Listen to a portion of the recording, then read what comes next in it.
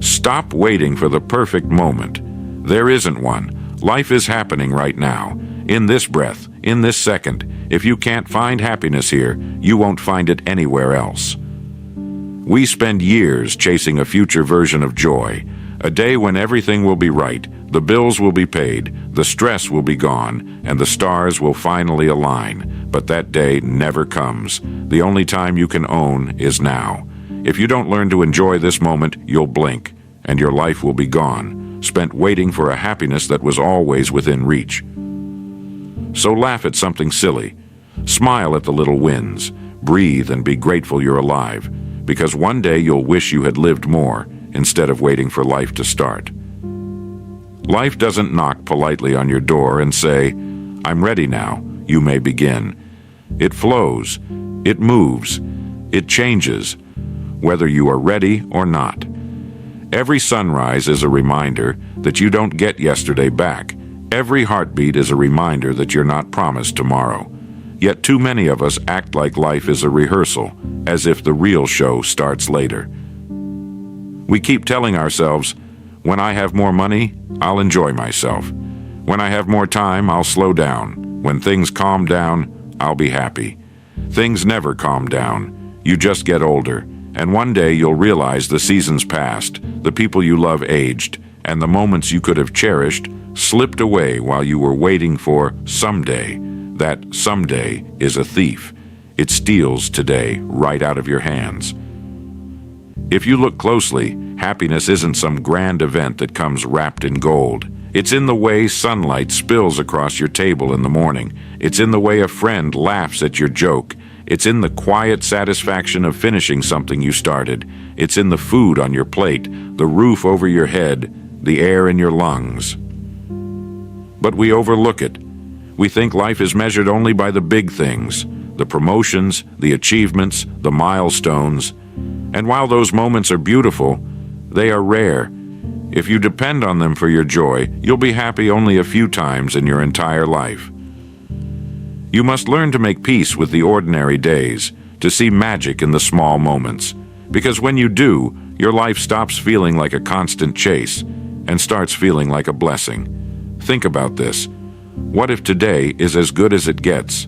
Not because things won't get better, but because this moment has a kind of beauty you will never get back once it's gone.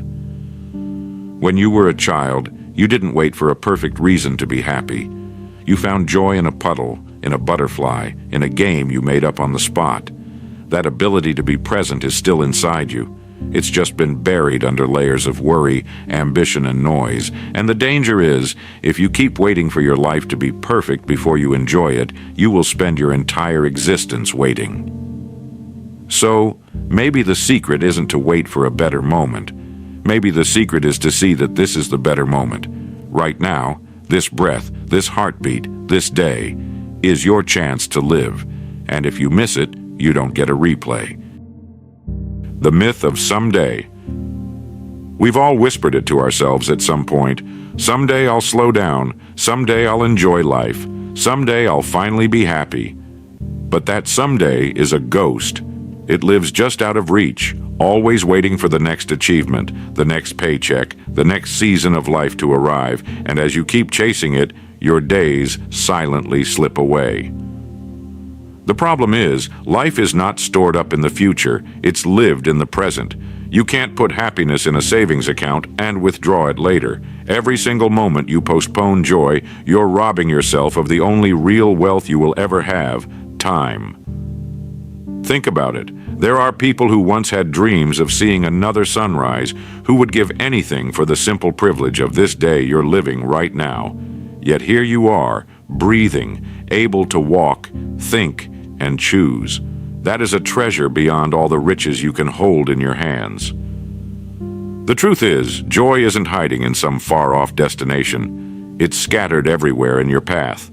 The smell of fresh rain, the laughter of a child, the quiet of the early morning before the world wakes up. But if you're too busy rushing toward someday, you'll miss them. When you realize that happiness is a decision you make in the middle of imperfect circumstances, you stop living for the weekend, for the promotion, for the next break in the clouds. You start living now, And the sooner you embrace this, the more life you'll truly live. The power of presence. Presence is more than just being here. It's fully arriving in the moment, mind, body, and spirit. Too many people are physically present but mentally scattered, replaying yesterday's regrets or fast-forwarding into tomorrow's worries. That's why they feel disconnected, restless, and unsatisfied, even when life seems fine. The extraordinary thing about presence is that it transforms even the most ordinary moments into something meaningful. When you eat, truly taste your food instead of scrolling on your phone. When you talk to someone, look into their eyes and actually listen, not just wait for your turn to speak.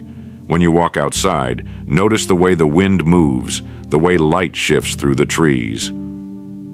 Presence slows life down, not because time changes, but because you start seeing it.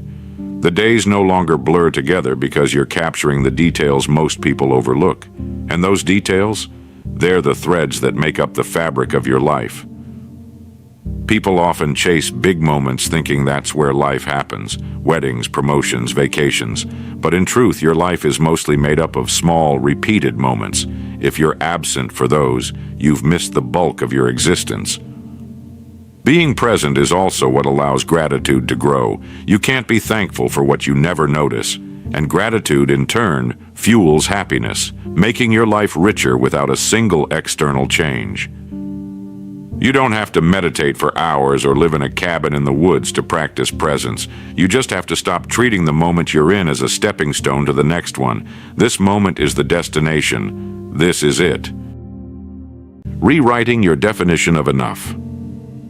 One of the fastest ways to trap yourself in an ordinary life is to borrow someone else's definition of success.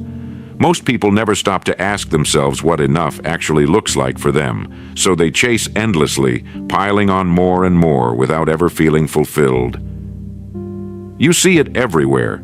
People upgrade houses, cars, and wardrobes, thinking the next thing will finally make them feel complete. But if your definition of enough keeps moving, you're not chasing success. You're running on a treadmill of emptiness. Extraordinary people are clear about their personal enough. That doesn't mean they settle for mediocrity. It means they have a compass. They know when they've crossed from growth into greed, from ambition into addiction. They understand that more isn't always better if it costs them peace, health, or relationships.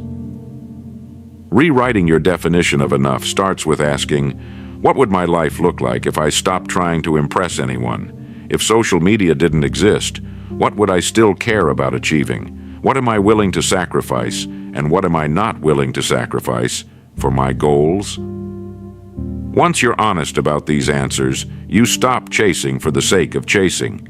You stop living in constant comparison mode. You begin to create a life that's deeply aligned with your values, instead of one that's just a mirror of society's noisy demands. When you live from a place of enough, you actually achieve more. Not because you're desperate, but because you're focused. You're no longer wasting your energy chasing approval or meaningless upgrades. Instead, every move you make is intentional, rooted in clarity, and aimed at building something that lasts. The courage to stand alone. Separating yourself from the ordinary often means walking a road where the crowd won't follow, and that's exactly why most people never do it. It's lonely. Human nature craves belonging, but belonging often comes at the cost of blending in. If you want to rise above, you have to develop the courage to stand apart. The world loves conformity. When you challenge norms, question traditions, or reject how things have always been done, you'll make people uncomfortable. Some will quietly distance themselves, others will criticize you openly, and if you're not prepared for that, you'll be tempted to shrink back into the safety of the ordinary. The extraordinary learn to be okay with solitude. They understand that silence is not absence. It's space. Space to think clearly, to plan strategically, to grow without interference. They don't need the constant approval of the crowd because they've built an internal compass that guides their steps. Standing alone doesn't mean you cut everyone off. It means you're selective about whose voices you allow in your head. You choose mentors over cheerleaders, truth-tellers over comforters, and people who challenge you over those who simply agree. At first, walking alone feels like a loss, but over time, you realize it's actually freedom. No more bending your dreams to fit someone else's comfort zone. No more watering yourself down to avoid standing out. When you're willing to stand alone, you position yourself to lead, to innovate, and to set a standard others will eventually follow. The question is, will you be brave enough to walk forward when there's no applause? That's the true test of whether you're ready to leave the ordinary behind. Ruthless standards for yourself. The gap between ordinary and extraordinary is discipline, not talent, not luck. Discipline. And discipline is built on the standards you set for yourself when no one is watching. Most people live by the standards the world hands them. Minimum effort for a minimum reward. They're content to do enough to get by. But when you decide to separate yourself from the ordinary, good enough is no longer enough. You hold yourself to a standard so high that the average person thinks you're obsessed. You become your own toughest critic, not in a self-hating way, but in a self-respecting way. If you deliver something, it's not just done, it's done with excellence. If you promise yourself to wake up early, you're up before the alarm.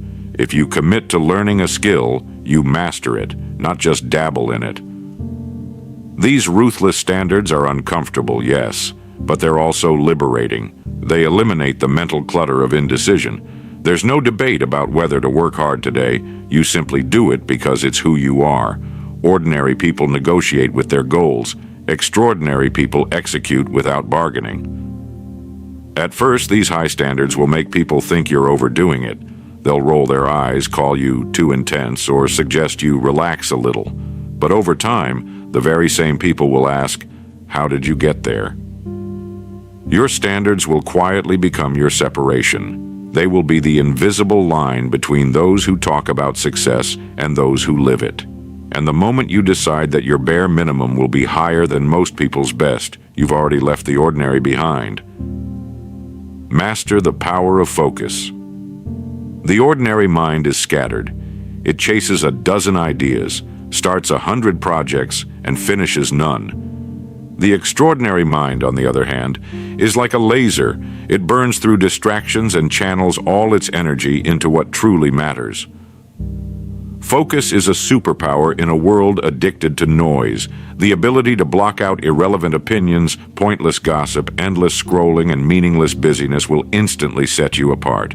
Most people think they're working hard, but they're just busy. Busy is the mask. Focused is the truth. When you master focus, you don't just work, you direct your work toward an exact outcome. Every action has a purpose. Every hour is allocated intentionally. Every decision is filtered through a simple question. Does this move me closer to my goal, or is it a distraction? Focus will cost you. You'll lose people who demand your attention for trivial matters. You'll give up short-term pleasures for long-term gain. You'll feel isolated at times because the world doesn't reward deep concentration. It rewards the loud, the constant, the reactive. But in the silence of focused work, you'll build results so undeniable they can't be ignored.